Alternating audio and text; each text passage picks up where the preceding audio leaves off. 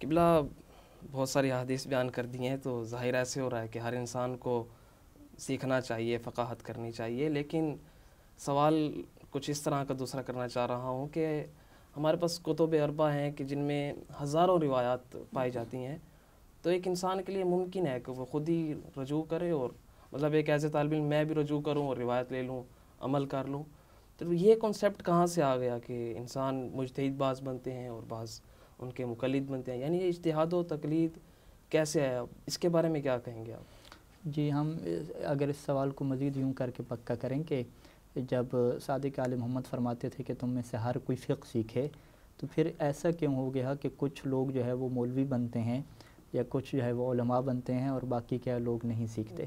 جی بالکل. تو اصل میں ہم کسی بھی چیز کو دیکھیں کہ کسی بھی قانون اور کسی بھی جو علم ہے اس کو جو حاصل کرنے کی کیٹیگری دو طرح کی ہوتی ہیں. ایک کو ہم یہ کہتے ہیں کہ ہم نے اسی قانون کو سیکھنا ہے کہ جس کے اوپر ہم نے عمل کرنا ہے. صحیح. اس سے ہم کیا کہتے ہیں کہ ہم وہ مسائل سیکھیں گے جو مبتلا بے ہیں، یعنی جن مسائل کا ہم سے واسطہ پڑھنا ہے، صحیح. جن کے اوپر ہم نے پریکٹس کرنی ہے، وہ سیکھیں گے. اور دوسرا کیا ہے کہ نہیں، ہم وہ مسائل بھی سیکھیں گے کہ جو ہمارے محلے ابتلا ہیں، وہ تو سیکھنے ہر کسی نے.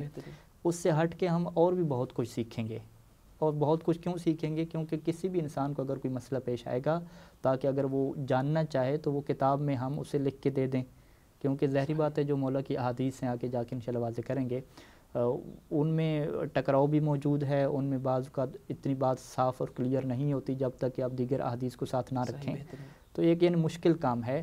تو یہ تبھی ہو سکتا ہے کہ جب کچھ لوگ ماہر بنیں گے، کچھ لوگ جو ہے وہ اس اسپیشلائزیشن کی طرف آئیں گے، تو پھر باقی لوگ جو ہیں وہ اپنے جو مبتلا بے مسائل ہیں کہ جن کے اوپر انہوں نے پریکٹس کرنی ہے، وہ ان لوگوں کی مدد سے کیا سیکھیں گے. یعنی ہم اس کو اگر سمجھنا چاہیں تو ہم اپنے وطن عزیز پاکستان کی ہم مثالیں لیتے ہیں کہ پاکستان میں اب جتنے بھی لوگ رہ رہے ہیں، سب کی یہ شرعی ذمہ داری ہے کہ وہ وہاں کے قانون کے مطابق زندگی گزاریں. یہ تو بات کلیئر ہے کہ اگر قرآن و حدیث کے خلاف کوئی قانون ہے تو پھر تو ظاہری بات ہے، خود پاکستان کا آئین بھی کہتا ہے کہ اس کی اتباع ضروری نہیں ہے. تو اب یہ جو پاکستان کا قانون ہے، تو کیا یہ قانون سب کے اوپر سیکھنا ضروری ہے؟ ٹھیک ہے، ہم کیا کہیں گے کہ نہیں، اتنا تو ہم سیکھیں، اتنا تو ہمیں پتہ ہونا چاہیے قانون کا کہ جو روزمرہ ہماری کیا ہے زندگی میں پیش آنے والے حالات ہیں. یعنی اگر کوئی ہم اسکول میں یا یونیورسٹی میں داخلہ لے لیں، ہاسپٹل میں جا رہے ہیں، روڈ پہ جا رہے ہیں، تو وہ جو عمومی قانون بنے ہوئے ہیں ان کا تو ہمیں علم ہونا چاہیے تاکہ ہم اس کی خلاف ورزی میں نہ پڑ جائیں، کوئی چالان وغیرہ نہ ہو جائیں، اس کا ہمیں علم ہونا چاہیے.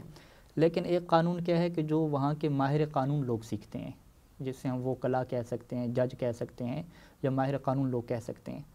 اب کسی کو کوئی قانونی مشکل پیش آتی ہے تو وہ کہاں پہ جاتا ہے؟ ماہر قوانین کے پاس جاتا ہے. اب وہاں پہ کوئی یہ نہیں کہتا کہ بھی دیکھیں پاکستان کے قانون کی کتابیں موجود ہیں، آپ موبائل میں ڈاؤن لوڈ کریں اور خود سے قانون پڑھیں، خود سے سمجھیں اس کو. آپ ایسا کیوں کرتے ہیں کہ جب بھی آپ کو کوئی قانونی مشکل پیش آتی ہے تو آپ ماہر قوانین کے پاس جاتے ہیں اور پھر الٹا ماہر قانون کو بھاری بھرکم فیسیں بھی ادا کرتے ہیں، پیسہ بھی دیتے ہیں اور اس سے قانونی مشورہ لیتے ہیں. تو جب کہ اگر ہم غور و فکر کریں کہ پاکستان کو جو قانون ہے اس کی جو باؤنڈری ہے وہ فقط پاکستان تک ہے، اور پاکستان کا جو قانون ہے وہ فقط ایک انتظامی امور کے بارے میں گفتگو کرتا ہے، انسان کی انفرادی حیثیت کہ وہ گھر میں اکیلا بیٹھا ہے، اس نے کیا کرنا ہے، اس سے کوئی غرض نہیں ہے. تو یعنی قانون کی محدودیت ہے کہ وہ پوری دنیا کا قانون نہیں ہے، وہ فقط پاکستان کے لوگوں کے اجتماعی امور کو ڈسکس کرتا ہے. اس کے باوجود بھی وہاں پر لوگ کہتے ہیں کہ نہیں، کچھ ماہر قانون بنیں گے اور باقی ان کی طرف رجوع کریں گے. لیکن اگر ہم اسلام کی طرف آتے ہیں تو اسلام کے قانون کی کوئی باؤنڈری نہیں ہے، یہ پوری دنیا کا قانون ہے، وسیع ہے.